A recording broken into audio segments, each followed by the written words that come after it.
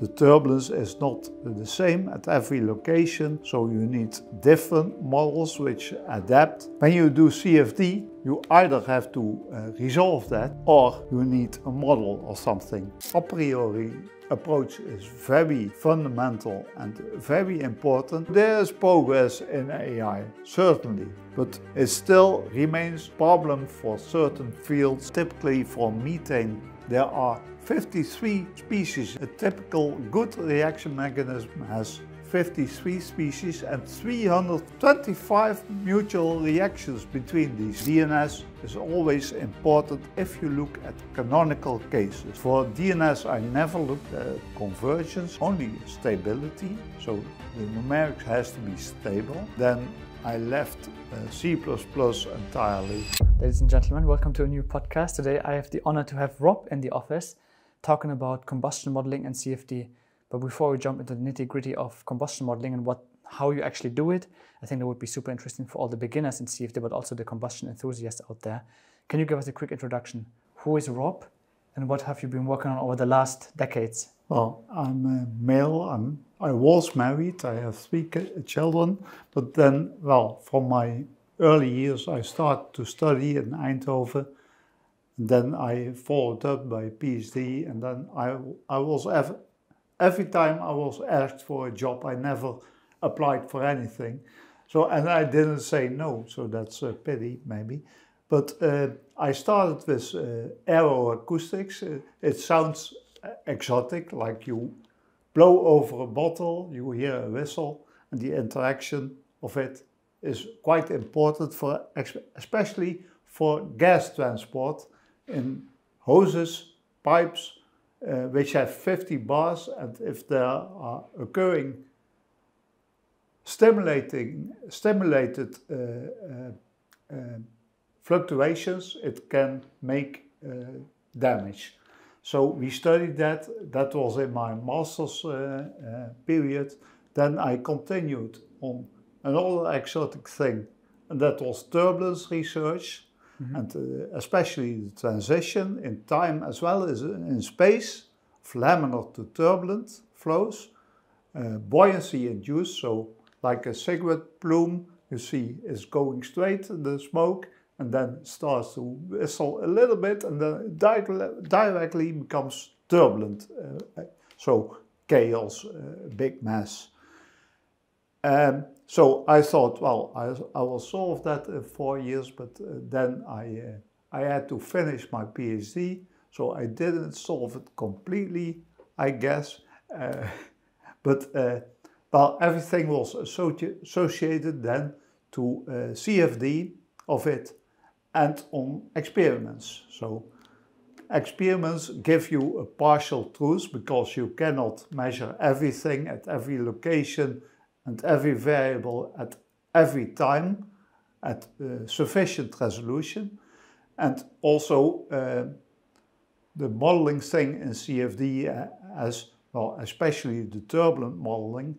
And in the beginning I looked to LES and compare it to DNS results. And so the models can influence a lot. And well, the turbulence is not the same at every location, so you need different models which adapt to that, etc. So there's lots to research and to compare and to choose your best approach. Then, well, without finishing that entirely, I was asked to be involved as an assistant professor in the combustion group to tackle the problem of turbulent combustion. That's where we come to the focus of this interview, right? Correct. Yeah. So, well, and that I got the job in 2000 or something. Well, I had a postdoc period on particle velocimetry, both tracking and imaging, PIV and PTV, and combining the two. And so I'm familiar with experimental methods. I always have been supporting experimental methods as well. So also for measuring fundamental combustion properties, like for premixed combustion, you have a typical physical thing, which is the flame speed, so the speed at which a flame front propagates against the feeding flow, and the flame thickness. Most of the time the flame thickness is very small, like in the order of 0.5 millimeter of a premixed flame. So when you do CFD, you either have to resolve that, or you need a model or something. And by resolving, well, that is associated to the kinetics, so the velocity field. But so there's a large expansion over that 0.5 millimeter, but also to the chemical kinetics and the chemical species, and our global reactions. So CH4 plus O2 gives CO2 plus H2O, but in practice or in reality, there are many species involved. So, and most of them are radicals, but you have also a little bit emissions of NOx, and that's a problem, and there are regulations for that. So acid rain and the damaged buildings, NOxes, etc. But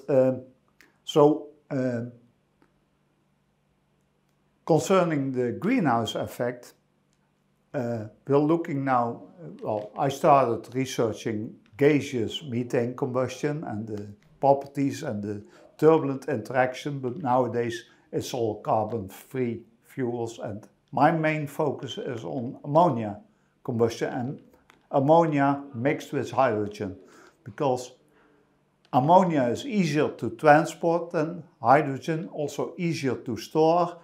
It's already liquid at minus 32 degrees centigrade, so you don't have to compress it to have respectable energy density. So the energy density is much larger. So it has advantages, but it has also disadvantages, because it's poisonous. But you smell it when there's one molecule already in the room, and it's the biggest chemical we transport over the earth. So there's no lack of it, and we know how to treat it already for more than 100 years. It's frequently used for fertilizers, etc. So we know how to handle it. And but of course there's nitrogen involved in ammonia, so it's NH3. So we call it always a hydrogen carrier. Like methane is also a hydrogen carrier, but it involves C, and we don't want to have carbon involved anymore, or sequester it if possible. But it's best to circumvent carbon and fuels, and we in Eindhoven, my former boss is now looking very detailed in iron combustion as well, because, well, iron powders you can combust as well.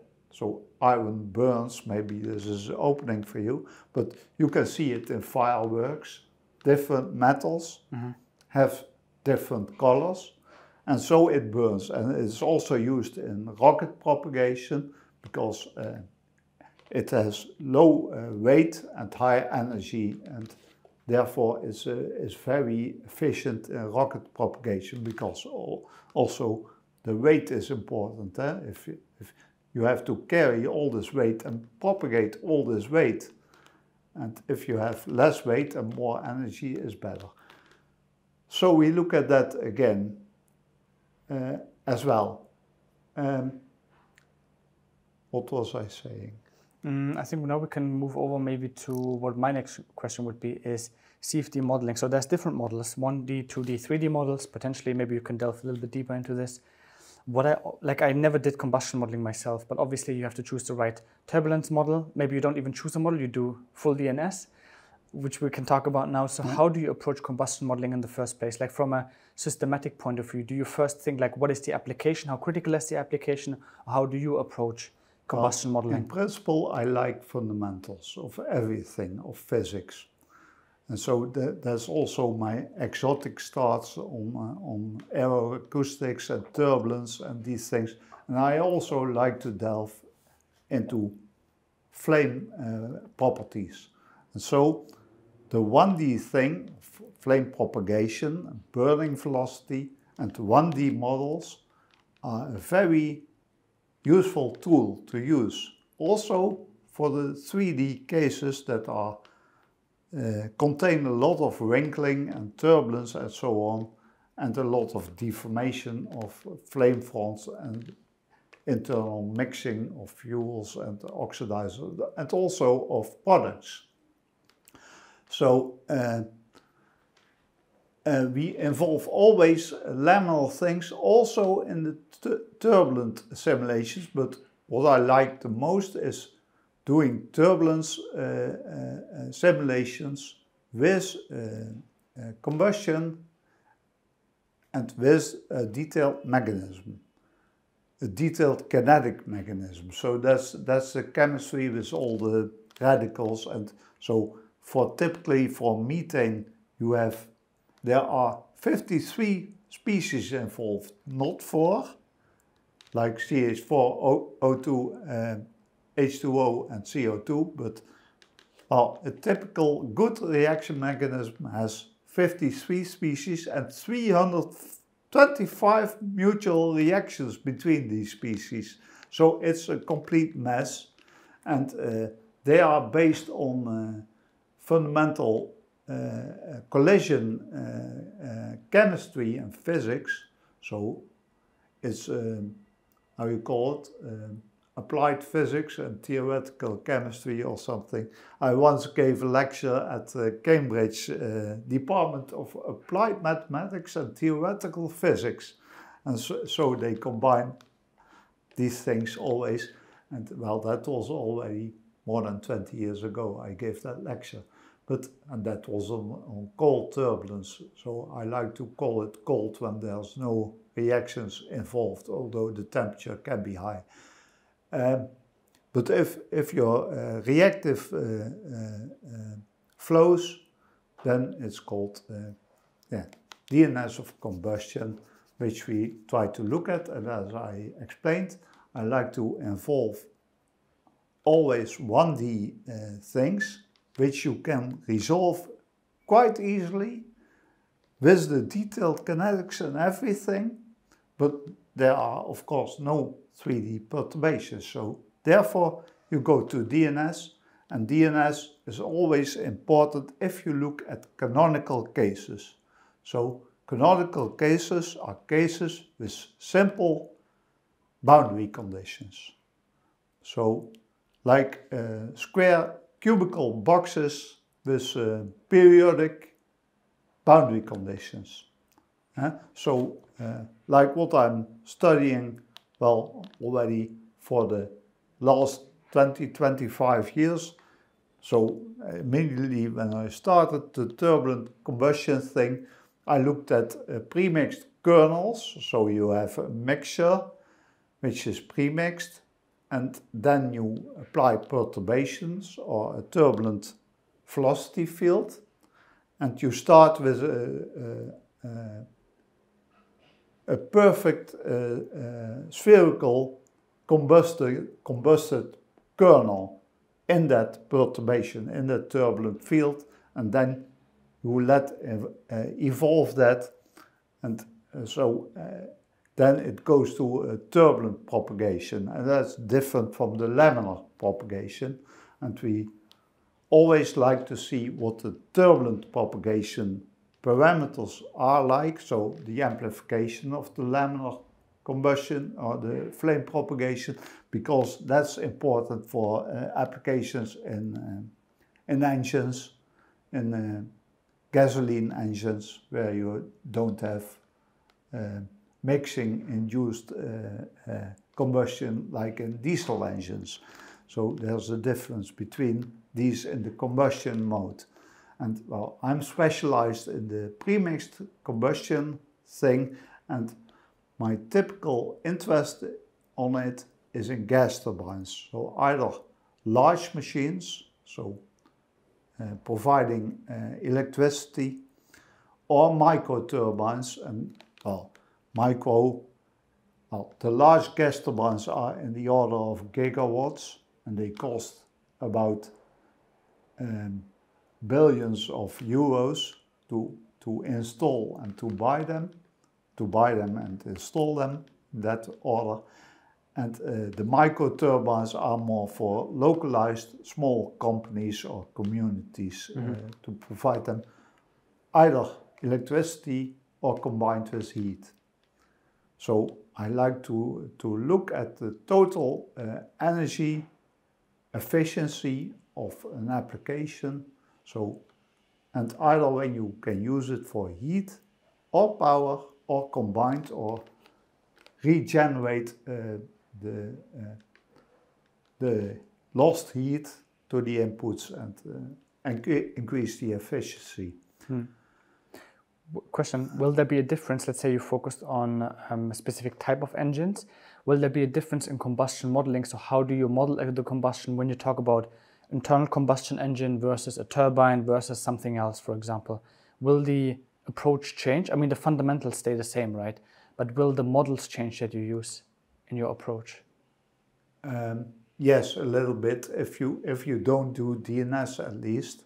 So if you involve models, you have to take into account the subgrid or the subtime mixing, and typically for WANs it's a little bit different than for LES. I don't know if you're familiar with LES, that's large eddy simulation, and WANs is Reynolds averaged Navier-Stokes, so that means an averaging in time or in phase space. So when you have a cyclic event like an internal combustion cycle, you average of all phases which are the same. So in each period you take the same thing and then you average over that, and then you have the Rens filtered equations you have to solve and involve a model, and also for LES. And so you can compare that, of course, to DNS, but more to the canonical cases again, because that you can more easily resolve with supercomputers. So the biggest computation I did on a supercomputer is already in the early 90s, and it took about 3 months or something on a 200 cubed grid, and you can do that now on a PC, I guess, but yeah, then it was already a lot. So that's evolving very fast, but not really fast enough to go to applications and higher Reynolds numbers. That makes sense. Well, yeah, and in turbulent combustion, not only the Reynolds number is important, but as I explained in the beginning, the flame has a certain thickness. That's fixed, that's not scalable. And that's expressed by the Karlovich number. And the Karlovich number is the ratio of the thickness of the flame compared to the Kolmogorov size of the turbulence. And the Kolmogorov size is the smallest scale in the turbulent eddies that occur, and after that viscosity dissipates everything. So how do you treat that computationally? By the way, before I ask that question, how you treat this kind of Kolmogorov sizes computationally, you ran a 200 cube simulation on the supercomputer. How do you sleep 3 months hoping that nothing will fail in terms of the simulation? So how did you do it in the past? Well, you check, of course, at the beginning, is the startup good, and are the initial files meeting your expectations? Yeah. And if this is all right, you let it go. If this doesn't meet your expectations, then very probably there is something wrong, and you make errors all the time. And it's good to make errors, because from errors you learn. And so, but then you have to stop the simulation directly and check everything. And so don't spend too much SBUs, as they call it, is computational hours per core or something on a supercomputer. Yeah. So you don't want to burn your budget. Yeah, that makes sense. Again, going back to the question, how do you treat it as a combustion researcher in CFD? How do you treat it computationally? What do you take care of? Do you look at the residuals? Do you look at that, what you just mentioned with the Kolmogorov size related to the flame thickness? What are some of the things that you personally look at or have to take care of as a CFD guy in combustion? Yeah, well, for fast computations, and that is important for design parameterization, so compare the optimal geometries or something, you do typically still RANs. So that's the most coarse tackling of the turbulence with turbulence models. And then I look to convergence indeed. So how does the convergence go with iterations when it's stationary or with time? And so you have internal cycles for each time step and external iterations or time steps. So iterations for a constant time step approach, and then for each time step and then you can look at the conversions of the iterations and of the global time steps and how it evolves. But for DNS I never looked at convergence, only stability. So the numerics has to be stable. So enough sufficient grid and small time steps. And especially when it's compressible, you have very small time steps, and very frequently it's compressible in, well, you can use an incompressible assumption for combustion as well. So, well, that's of course a limit case, and you can look at that, and maybe you can check only with compressible simulations, but you can always use always compressible simulations. That's up to you. Well, and that's very dependent on where you're looking at. There's also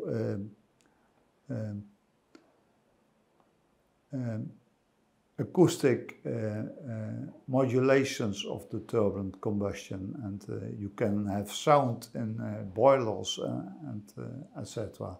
So there are also people studying that, but I like to look at just turbulent premixed flames and the interactions of the flames dependent on their deformation by the turbulence and supported by their own deformation. They extend the deformation, and also on the interaction of the flames with each other. And so there's flame turbulence interactions, you call that, and it's important also for models if you are going to solve the spatially filtered equations in LES models.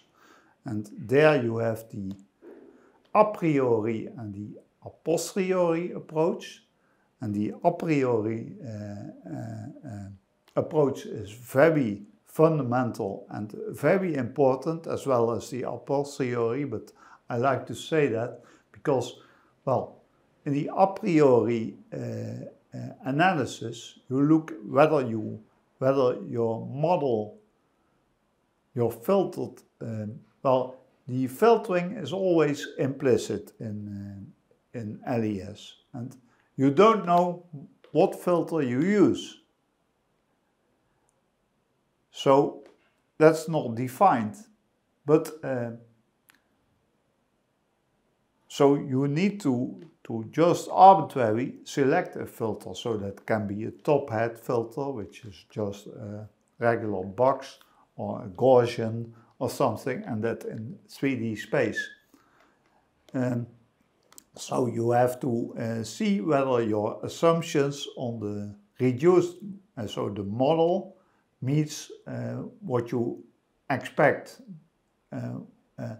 Well, with a detailed 1D case or similar things. Yeah? So with your assumptions on the modeling. In a priori case, you have to really indeed, a priori testing, you have to really indeed filter your field to compare the solutions with your LES solutions, because they are on a coarser grid, and well, you filter it, and that's called a convolution filter. So it's a moving average in space, and if you filter DNS results, it's still on a fine grid, so you have to resample it as well. After you first you have to filter it, then you have to resample it to the LES grid, and then you can really compare. So, and then you can compare the final results, so the core scale results, but you can also compare the model. So, because you have the exact values of the fluctuations and the partially mean values, so the filtered values, you have them, and you can just compute the exact subgrid filter things and compare that with the model, what the model gives you and what different models give you as well. So a DNS is very powerful to select LES models, which is the best, and maybe for a certain application, well, that can be associated to a canonical case as well, so a boundary layer or something. So you can adjust it to meet the practical requirements, then choose the best LES model, and then apply it to a real applied case. Mm-hmm. Got it. What is state-of-the-art research at the moment, Rob, when it comes to combustion modeling? I mean, you've researched on something else in the past, like 20 years ago, 20 years ago.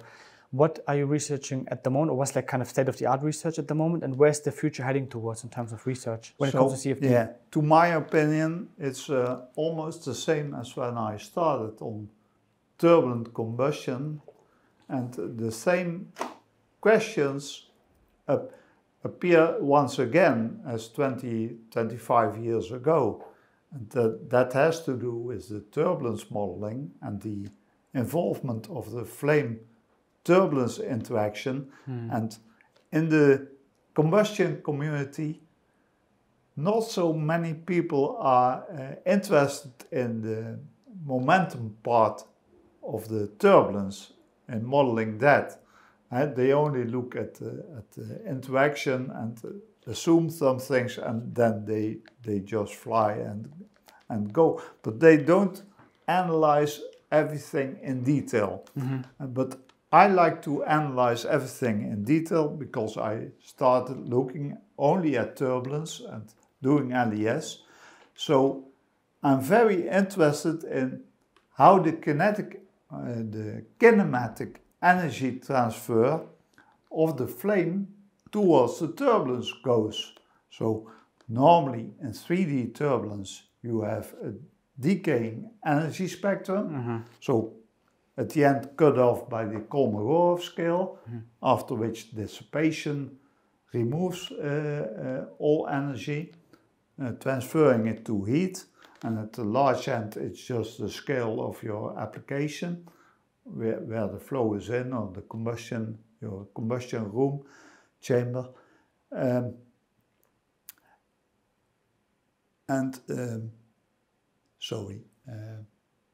We talked about the decay, and then that's the opposite. Oh yeah. So normally you have energy extraction at some cutoff level of wavelengths. So if I can draw a spectrum, it looks like this, typically -1/3 5/3 spectrum for 3D turbulence, and you cut it somewhere, and that's the filter size up to where you resolve it. And then you have to model the last part of the energy spectrum. And well, normally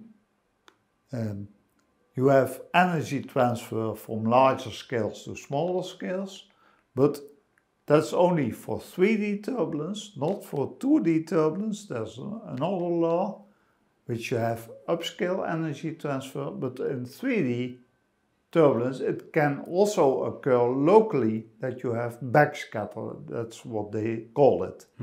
And backscatter is almost never involved in the models, and it's also a problem for numerical stability of your simulations. So when you have backscatter, you have something from under the carpet coming on top of the carpet, and you don't have real control. So that's what I'm interested. Yeah, you were asking the question about my interest. So I left that question for about 25 years, and now I thought of it again, and I had to admit I didn't still know. So also old questions are still open, are not really resolved, and people are circumventing certain questions which are too difficult or too not popular. So I like to look at fundamental things and to fundamental phenomena and to understand these things and to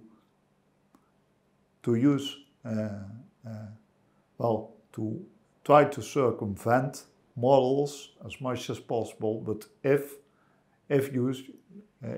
it's needed, use the best models, and I like to be convinced that it's the best models and not only reading it from people who say so. I don't believe anybody, only myself, and when I look to my results.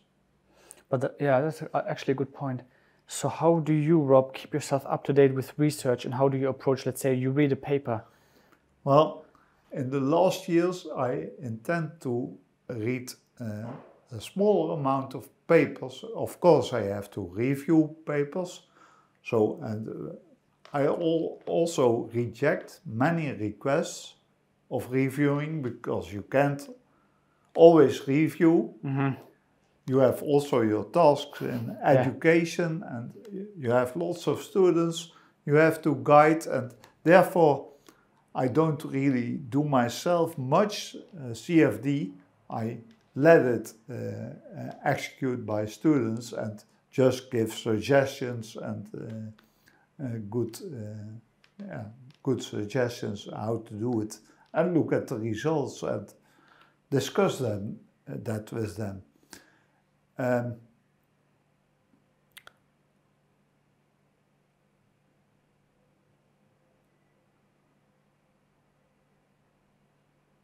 How so? The question was, how do you read papers or approach papers? Oh yeah. So I have a limited number of papers I really see, and which I have to check whether they are right, whether everything. And I don't like to read many papers. Well, my students have to read it, of course, but it prevents me from getting my own ideas. If I look at what the others do, I'm fixed to that. And it prevents me of looking at my original way. And I think if I think for myself, everything I try to publish is always original.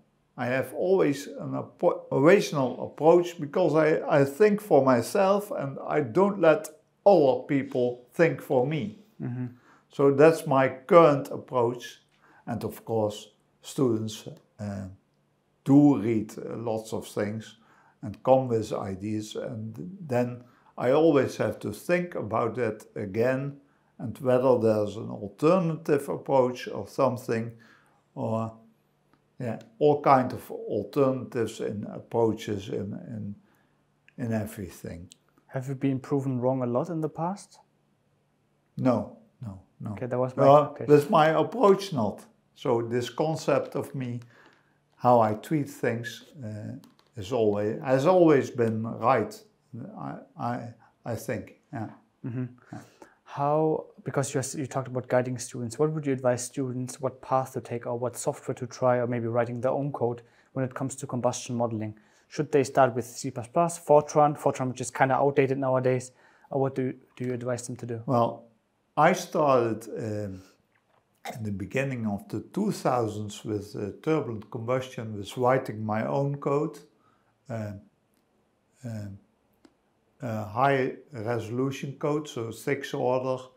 It's implicit in space and compact as well, so few points in lateral directions, and then using the function and its derivative, and so you get a compact tri-diagonal system, and it's easy to solve with n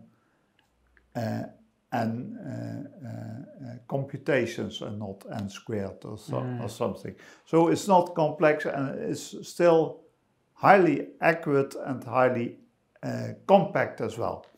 And then you have a high order Runge-Kutta time discretization, so everything is quite higher order. It's compressible, and it's still being used. I left it for quite a while.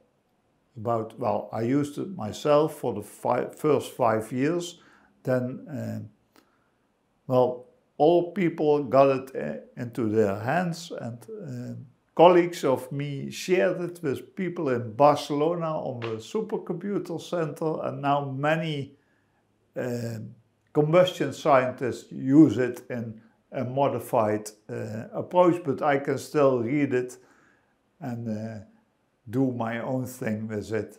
But it has only simple boundary conditions, and so even involving a wall, I would have to think about it. So mostly like just Neumann boundary conditions, or Dirichlet, or so Dirichlet is also a wall. But mostly periodic boundary conditions, so that is the same as applying no boundary condition, right? So it's recirculating. Yeah. So going back to the question. You wrote your code. So, and then, I was always educated with Fortran. I wrote this code in Fortran, but before that I mentioned I did the PIV and the PTV thing, and at the end I had a very big code in C++, because I wrote it together with another guy. He liked C++, and I said, well, okay, I'll learn that.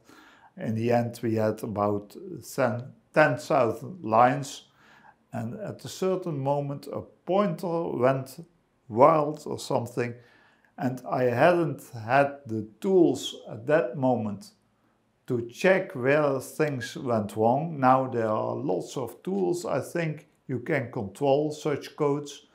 And then I left C++ entirely, and I only trusted Fortran. And I like to use MATLAB for also for simple approximations, testing. And you can use visualization and large libraries of numerical methods, and so you don't have to program everything yourself. And that's also a little bit a problem with Python. I did a course in Python about 3-4 years ago, and I learned how to sell books like Amazon does. And I wasn't involved in any numerics or libraries or these numpy things. I didn't. And so I saw, well, it's only popular because it's for free. Python. And MATLAB costs you a lot, but I had the ability by the university to use MATLAB. And so I concluded, well, I don't want to look at Python anymore. I just keep on using MATLAB. Yeah, I'm the same, by the way. I'm a big fan of MATLAB, but we had also several podcasts about that as a different topic. What are some of your recommendations, let's say your top 3 or top 5 tips for someone working in combustion modeling, looking into the future? Like what are some of the trends that you, obviously we have to talk about AI and advanced machine learning. What are some of the trends that you see, and people, maybe give some advice to people as a closing remark? There's lots of efforts in AI, and that's interesting that there are lots of efforts. In the beginning I saw AI just as a correlation technique, and essentially it still is that. So it's nothing new. We knew it already for hundreds of years. Mathematicians know it, physicists. But you can use AI certainly for certain things, and the most obvious things is recognition of writings, of characters, etc. Just a correlation of what you find with what can be there, and so I don't think it's difficult or new. Well, that's the way of thinking is very simple tool, and also for medical image recognition, whether there's something wrong on the first sight. So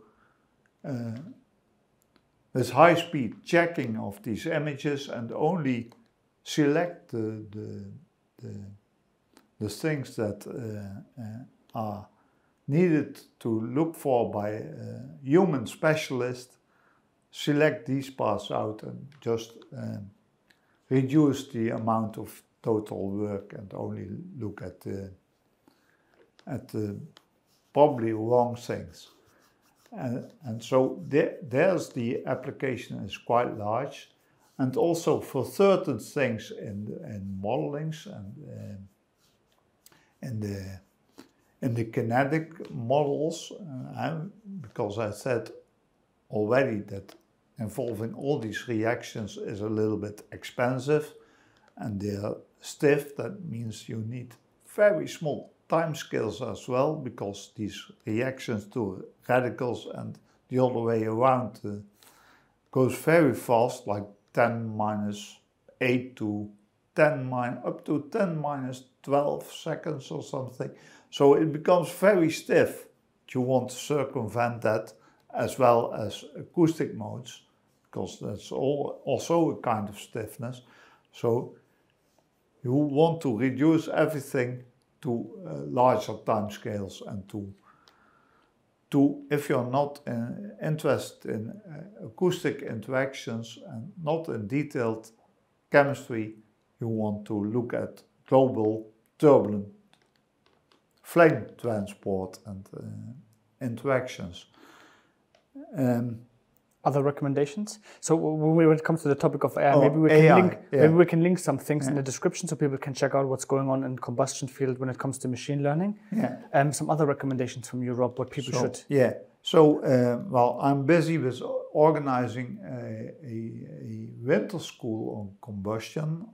Here in Eindhoven? Yeah. Nice. Yeah. On the energy transition, and I've invited already lots of people to give lectures over there.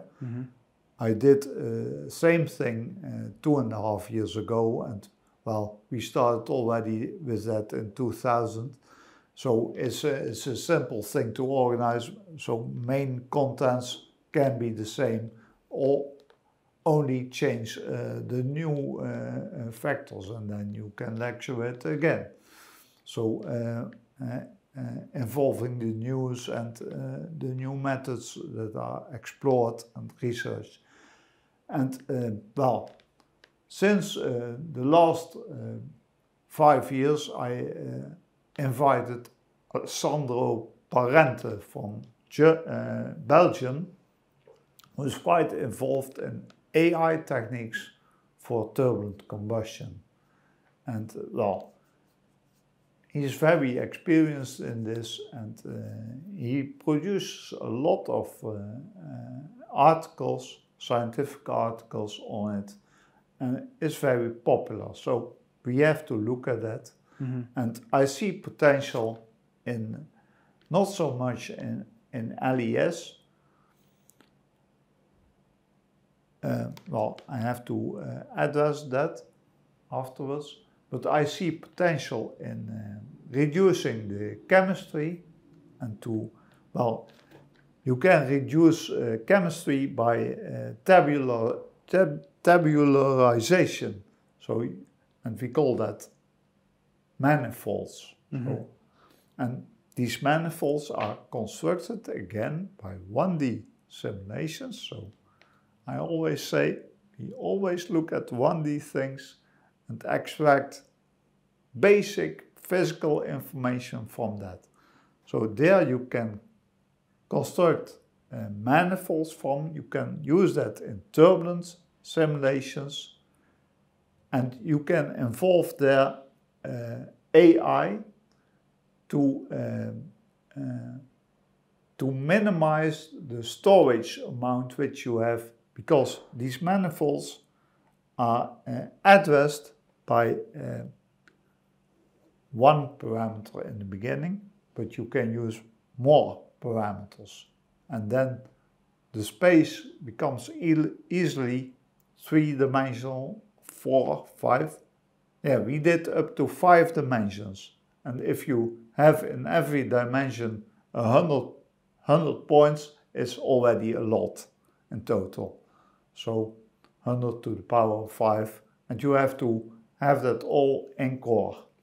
So there you can do something with AI to fetch the information from such a manifold, and also with the caching behavior of your computer equipment is very important. So you have 3 cache levels, well, at least 20 years ago. You have cache level 1, cache level 2, and cache level 3, with different amounts of the size differs, and the access time differs, and the C1 is closest to the CPU, and the further you go, C2, 3, 3, it's slower but larger. And so if you address that right, and in combination with AI, I think there's potential.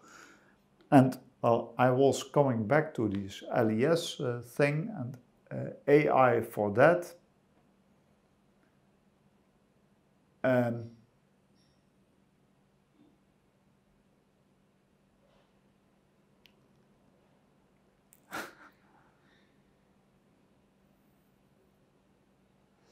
AI for LES? Yeah. With the subgrid modeling, maybe something? Yeah, subgrid modeling. Oh yeah, I want to mention that, well, nowadays, I just said it's just a correlation technique, but it improved during the years. So a correlation doesn't, from my understanding, it doesn't involve anything about physical conservation laws. It's just a way of doing things fast and to don't understand it. But then people realized this. And then they involved physics, physics-informed neural networks. Neural networks, and that becomes better and better. So there is progress in AI, certainly, but it still remains a problem for certain fields, and I don't have this general belief in AI. So I see many people who are just believing in AI, so like a confessionalistic belief. So it's like, we believe in you, God, AI, but so that has nothing to do with the truth. And I don't like to see such a community in science. It's not a scientific approach.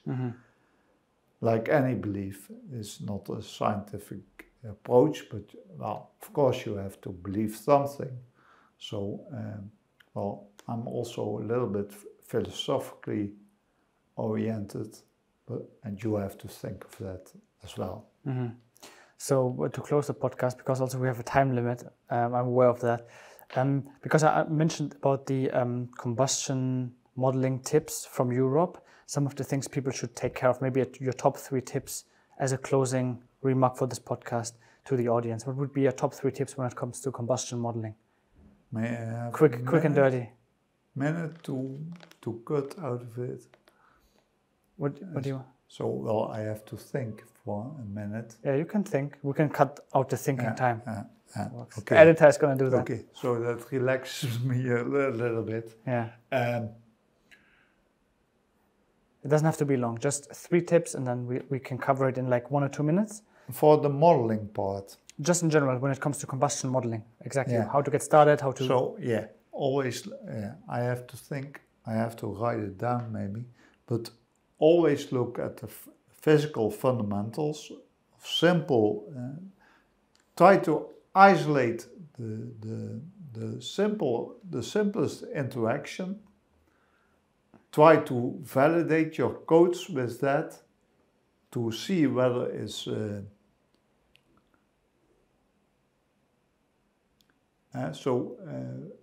how you call it, verification and validation. So verification is whether it meets your solution of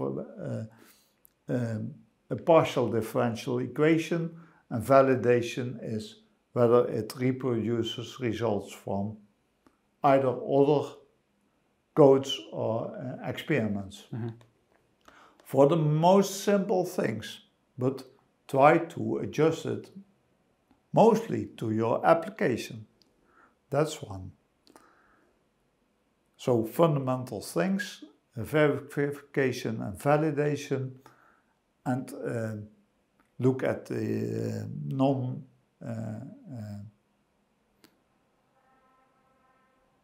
non-linear interactions of things going together and the models associated to it and the varying conditions in the applications, so like different flow regimes and combustion regimes and what they do, what they should do to your model. So always define your expectations, and when it doesn't meet your expectations, you should stop the simulation directly, check everything.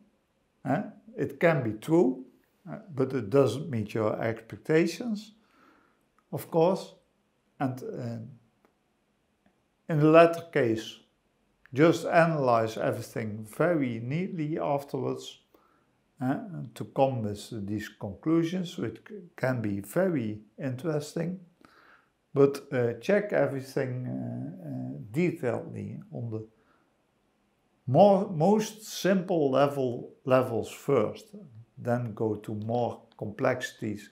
I like to have a stepwise approach, checking each subsequent step. So maybe you recorded that already, and so you can cut that out. So, well, yeah. It's going to be, probably editing is going to be a little bit tough, but I think you covered it pretty well, Rob. Anything else? Any last words to the audience out there? No, well, currently I'm maybe it's good to mention, currently I'm interested in, well, I have some times in Stanford in cooperation with NASA, and I was, well, I did that for the 4th time, starting in 2004, and last year was the last time until now. Being in Stanford, I like Stanford because the weather is good always, and the people are nice, and they are very good occupied with knowledge, etc. And so they have the connections to NASA and to X-Space, etc. So I did there research again on turbulent combustion interactions, and I look at these kernels, these expanding flame kernels, expanding in a turbulent way. And then when I was looking to large times, I saw that the turbulence inside of this kernel was dying out, and the scales became larger, and everything was expelled to the outer boundaries of this combustion kernel. And then I thought, well, it has to do with the information gets limited in the inside and gets expanded to the outside, so kind of radiated outwards. So I thought for myself, it has to do with some kind of implementation, that's not the right word, but it had to do with entropy, and entropy is the way of increasing chaos, or so entropy in a closed system can only increase, and I'm thinking about the end of the universe, maybe related to that as well. I think of stars, and then I thought, middle in the night, I thought, well, this dying of the turbulence inside the flame kernel and the way of expelling it to the outer sides is like opposite to black holes, where everything is getting inwards information, as said, except for Hawking radiation. And well, but here it is all expelled, so I coined the term white holes to that, and I'm very interested to look at the definition for entropy of turbulent structure. So it's information related, so that's a kind of Shannon entropy, and you have also at the combustion front you have more thermodynamic entropy, and that you can calculate as well, and you might combine them, but that's more Boltzmann related. So you have to associate these things and count them, summarize them in some way. So at the moment, students of me are looking at it, and I'm very interested. That could be then a second part of the podcast where we talk about white holes in a little bit more detail. But yeah, super cool podcast. It was already an hour, Rob. Yeah. Yeah, pretty fast. Thank you so much for being here in the office. I show my face. Yeah, at the end, of course. Yeah. We said before the podcast, maybe just that people know that this is kind of a branding element of Rob. So I told him to keep the glasses on, and now he showed his face, which is good. And kind of a face reveal at the end. Yeah, but yeah, then you recognize me. Yeah, and even the thumbnail will put a normal picture of you there, and the thumbnail for the video, so people know how you look in real. Yeah. Perfect. Rob, thank you so much, and looking forward to part number 2. Looking forward to part number 2. Okay. In the future, on white holes, as we mentioned. Yeah, if we get further on it, maybe in a year or something. Sounds good. Yeah. Thanks.